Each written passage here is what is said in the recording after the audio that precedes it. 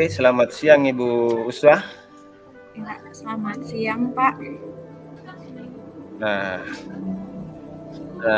Ibu Uswah, seperti yang kita ketahui bahwa dalam dunia pendidikan, biasanya peran seorang guru penggerak tidak hanya terbatas pada penyampaian materi, tetapi melainkan juga melibatkan pengembangan potensi siswa melalui proses coaching. Nah, salah satu model coaching yang dapat digunakan adalah model Tirta. Nah, yang memberikan langkah-langkah terstruktur untuk mencapai hasil yang optimal.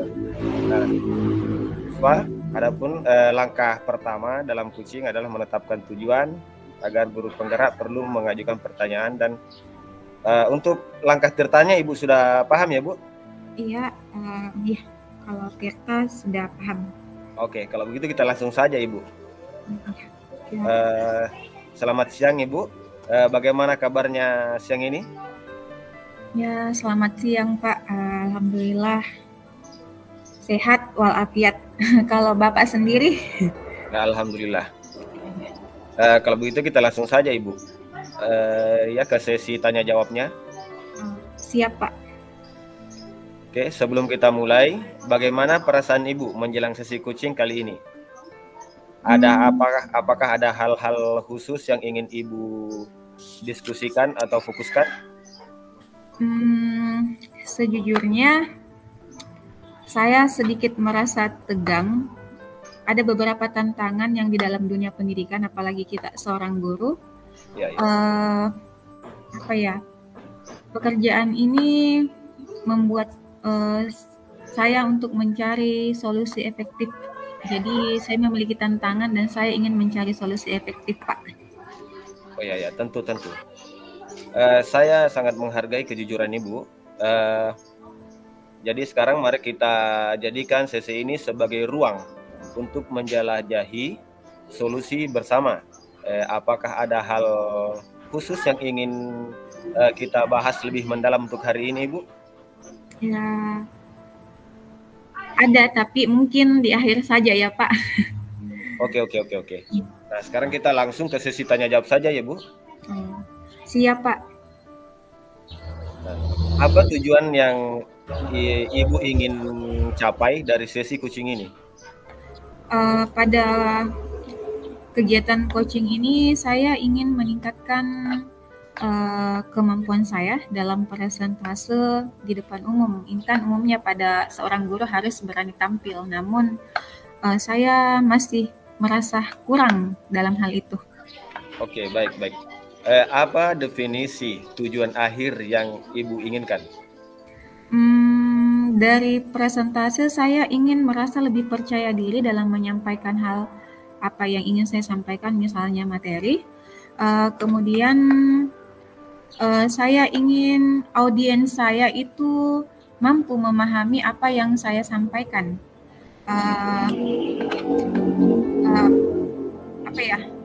Intinya saya ingin percaya diri di depan audiens dan para audiens saya memahami apa yang saya sampaikan, materi apa yang saya sampaikan, ya seperti itu, Pak. Bagus, Ibu. Apa ukuran keberhasilan yang Ibu inginkan dari sesi coaching ini? Sejujurnya saya ingin melakukan presentasi itu dengan rasa percaya diri, tidak gugup, apalagi di depan para guru-guru senior. Ini mungkin saya masih kategori umurnya yang menengah. Kadang kalau ketemu dengan guru senior saya ini merasa gugup, hilang apa yang ingin saya sampaikan itu terkadang hilang, seperti itu, Pak. Oke, Bu. Sekarang mari kita masuk ke tahap identifikasi. Apa yang membuat Ibu merasa kesulitan dalam presentasi? Seperti yang saya tadi katakan, pada saat proses presentasi berjalan, kadang kalau saya melihat audiens saya, dalam diri saya merasa audiens saya itu lebih hebat, kadang saya melupakan kata apa yang saya ingin sampaikan dan maksud tujuan saya apa yang ingin sampaikan, seperti itu, Pak. Apalagi kalau misalnya di depan MGMP yang memiliki teman-teman saya itu kebanyakan S2.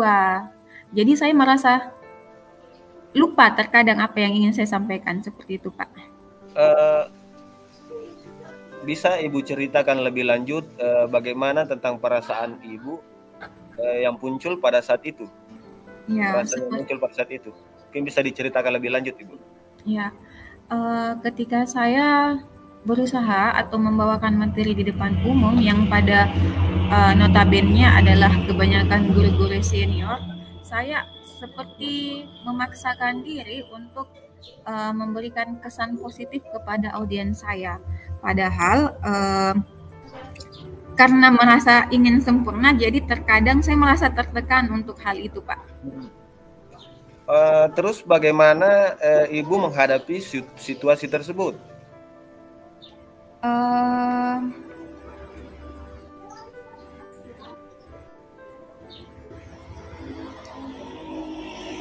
Apa tadi, Pak? Bagaimana Ibu menghadapi situasi tersebut? Kan tadi sudah berusaha menyampaikan yang lebih sempurna. Kira-kira bagaimana Ibu menghadapi situasi tersebut? Kan selain tadi memberikan kesan yang positif kepada audiens, rasa takut dalam memberikan kesan yang positif pada audiens, kemudian membuat Ibu gugup. Tadinya terkadang Ibu merasa tertekan ya, dalam menyampaikan sesuatu yang menghampir sempurna begitu Pak. Maksud saya tadi kira-kira maksud saya tadi bagaimana Ibu menghadapi situasi tersebut? Sebenarnya saya hanya ingin didukung oleh audiens saya hanya ingin audiens saya itu mampu mendengarkan saya dalam penyampaian. Saya ingin orang-orang memahami bahwa ini adalah tantangan saya. Intinya saya ingin didengar dan didukung, Pak. Nah, kita akan bersama-sama mencari solusi untuk mengatasi hambatan yang Ibu alami ini. Terus, apakah ada hal lain yang ingin Ibu tambahkan? Saya ingin hanya merasa lebih percaya diri dan terampil pada saat presentasi. Dan saya yakin semoga bimbingan kali ini saya mampu mencapainya apa yang saya inginkan, Pak. Oke, baik. Nah, sekarang mari kita merancang rencana aksi. Nah, apa rencana Ibu dalam mencapai tujuan presentasi yang Ibu inginkan? Saya yang pertama kalau masalah presentase, saya ingin menyiapkan materi yang baik Pak pada di awal. Kemudian saya selalu mencoba untuk latihan di depan cermin atau latihan latihan secara tertutup di dalam kamar saya.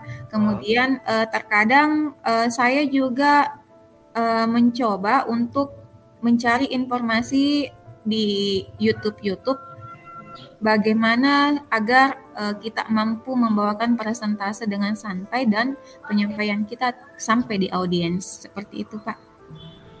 Terus apa strategi yang Ibu gunakan untuk mencapai tujuan presentasi itu?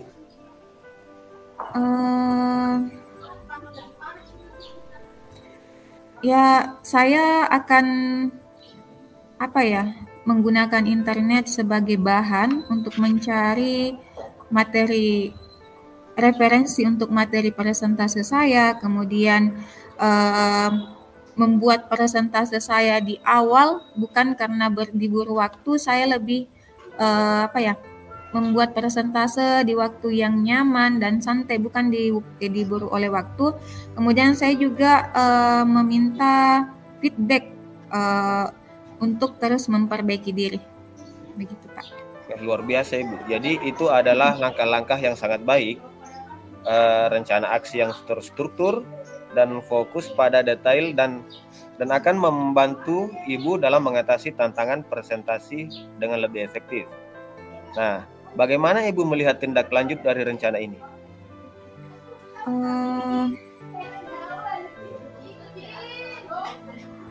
Saya berkomitmen untuk mengatur waktu untuk bersedia meluangkan waktu untuk mempersiapkan materi presentase dengan baik. Kemudian saya akan mencoba terus untuk berlatih presentase, dan itu saya akan mencari referensi dari internet dan mungkin atau bisa jadi saya mencari feedback dari mentor-mentor sebelum yang lebih punya pengalaman daripada saya, Pak. Ya. Siapa dan apa yang dapat membantu Ibu dalam menjaga komitmen Ibu tersebut? Siapa?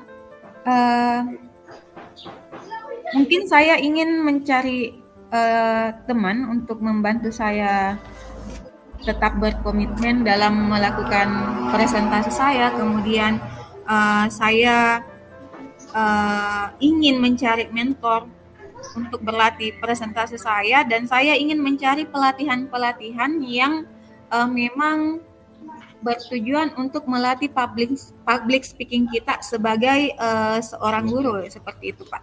Oke. Terus bagaimana dengan tindak lanjut dari kegiatan coaching ini? Bisa didengar, Ibu? Halo, Pak. Iya. Terus bagaimana dengan tindak lanjut dari kegiatan coaching ini, Bu? Tindak lanjutnya?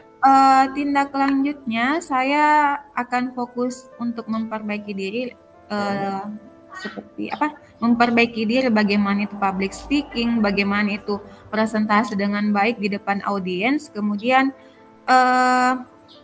saya akan melakukan kegiatan-kegiatan ini secara berkelanjutan, karena ini merupakan juga pengembangan yang penting bagi seorang guru, Pak, yaitu mampu berkomunikasi efektif dengan rekan-rekan guru yang lain walaupun dan masyarakat lain, seperti itu, Pak. Oke, Bu, saya rasa cukup dari sesi coaching kita kali ini. Mungkin lain kali kita lanjutkan lagi apabila masih ada yang kurang berkenan. Mungkin mohon bantuannya, Pak, ketika ada presentase atau webinar yang berbau dengan public speaking, mungkin bisa dibagikan informasinya, Pak. Oke, siap. Oke, siap. Ya, luar biasa, Ibu Swa. Terima kasih atas waktunya.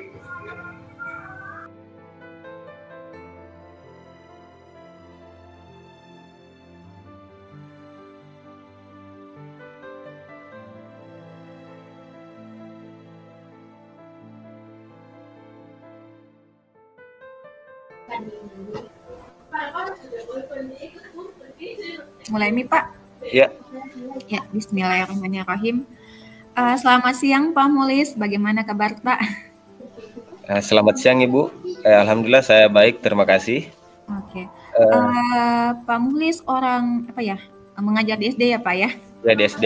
Oke, jadi mungkin Bapak punya masalah tentang di SD atau apa begitu? Iya, Bu, kebetulan di SD kadang ada siswa yang datang seringnya siswa SD itu datang terlambat, Bu, kalau ke sekolah. Siswa datang terlambat, Pak Di. Oke, terima kasih sudah berbagi permasalahan Bapak. Untuk selanjutnya mari kita fokus mencari solusi dari masalah Bapak, ya. Bisa kita mulai, Pak? Iya, Bu. Ya. Mungkin seperti ini ya, sebelum kalau kita ingin menemukan jalan keluar dari masalah, yang pertama yang ingin kita lakukan adalah melakukan identifikasi.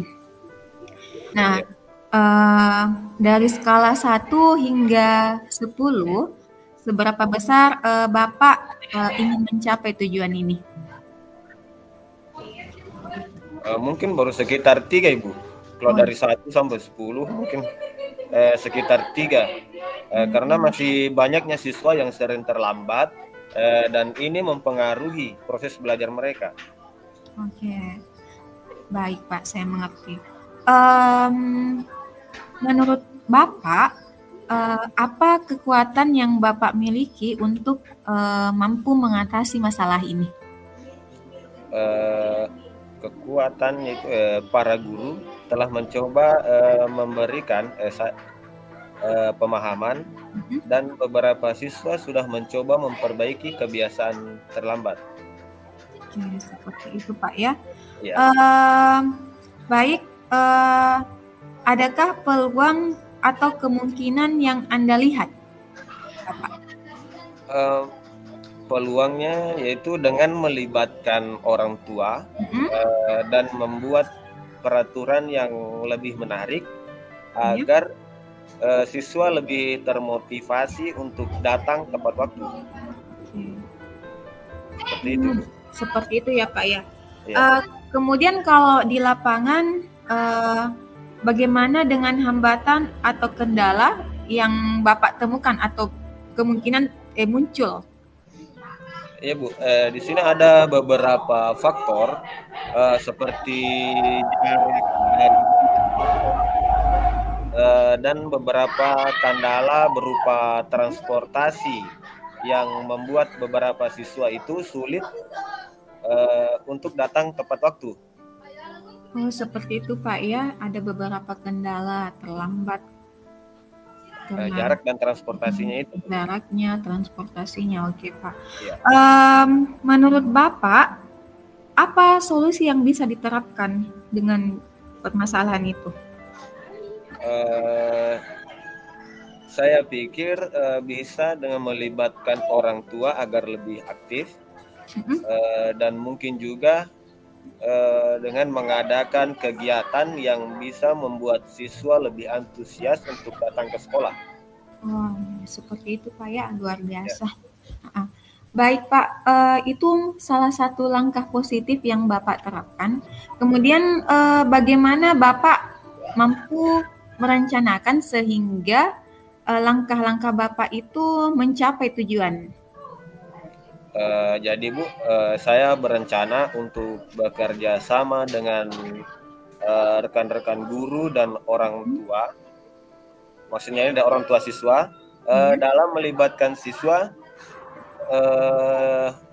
untuk mengikuti kegiatan di sekolah, mungkin juga dengan mengadakan acara yang lebih menyenangkan sehingga dapat menarik minat anak untuk datang lebih awal lagi ke sekolah.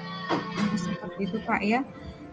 Dari rencana-rencana Bapak ini, perencananya Bapak ini positif ya. Apakah Bapak mempunyai prioritas tertentu dalam rencana ini? Jadi prioritas utamanya Ibu di sini dengan melibatkan orang tua murid dan siswa dalam kegiatan di sekolah. Nah setelah itu